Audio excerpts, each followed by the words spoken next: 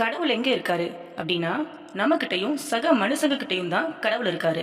ஏன்னா, சக மனிதர்கிட்ட இருக்கிற இறை தன்மையத்தான் நாம பார்க்கணும். அதைத்தான் நாம கடவுளா பார்க்கணும்.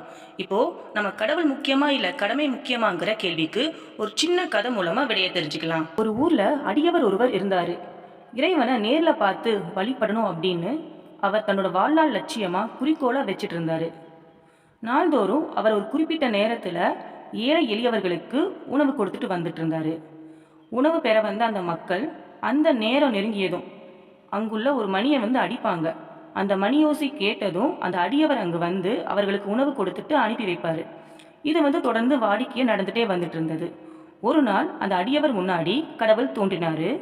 தன் வாழ்நாள் லட்சியம் நிறைவேறி விட்டது அப்படின்ட்டு ரொம்பவுமே மகிழ்ச்சி கொண்டாரு அந்த அடியவர். கண்கள்ல கண்ணீர் பொங்க இறைவனை வழிபட ஆரம்பிச்சிட்டாரு. அப்போ அந்த நேரம் பார்த்து பசியோடு இருந்த அந்த ஏழை எளியவங்க அந்த மணியை அடிச்சாங்க. அந்த மணி ஓசை கேட்டதும் இவருக்கு ஒரே குழப்பமாயிடுச்சு.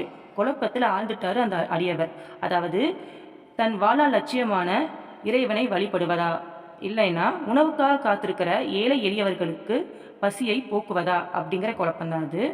திடீர்னு ஏதோ ஒரு முடிவுக்கு வந்தவரா அங்க இறைவனை அங்கேயே நிறுத்திட்டு அங்கேயே நிற்க வச்சுட்டு ஒரே ஓட்டமாக ஓடினாரு.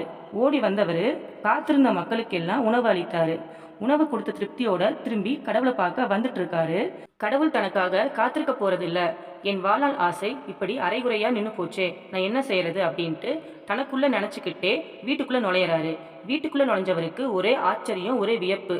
ஏன்னா இவர் கடவுளை எந்த இடத்துல நிக்க வச்சுட்டு போனாரோ அதே இடத்துல இவருக்காக, அந்த அடியவருக்காக கடவுள் காத்துட்டு இருந்திருக்காரு. இறைவா, திரும்ப உங்களை பார்ப்பேன் அப்படின்ட்டு நான் நினச்சி கூட பார்க்கல, உங்களுக்கு ரொம்ப நன்றி அப்படின்ட்டு உணர்ச்சி பொங்க அடியவர் கடவுளை பார்த்து சொல்கிறாரு. அதுக்கு கடவுள் சொல்கிறாரு, அடியவனே, நீ ஏழை எளியவர்களுக்கு, அதாவது உனக்காக காத்திருந்தவர்களுக்கு நீ உணவு கொடுக்காம இங்கேயே இருந்திருந்த அப்படின்னா நான் கண்டிப்பாக மறைஞ்சிருப்பேன். ஏழைகளின் பசி தீர்ப்பதே உண்மையான இறை தொண்டு அப்படின்ட்டு சொல்லி மறைகிறாரு. ஆமாங்க, நாம கடவுளுக்கு தொண்டு செய்யணும் அப்படிங்கிற ஆசை நமக்கு இருந்தாலும் நம்ம மட்டுமே நம்பி இருந்தவங்களுக்கு, நம்மை சார்ந்தவங்களுக்கு, குடும்பமாகட்டும் இல்லை நம்மை சார்ந்தவங்களாகட்டும், அவங்களுக்கு உண்டான கடமையை முடிச்சுட்டு தாங்க நம்ம கடவுளுக்கு உண்டான கடமையை நம்ம செய்யணும். நன்றி.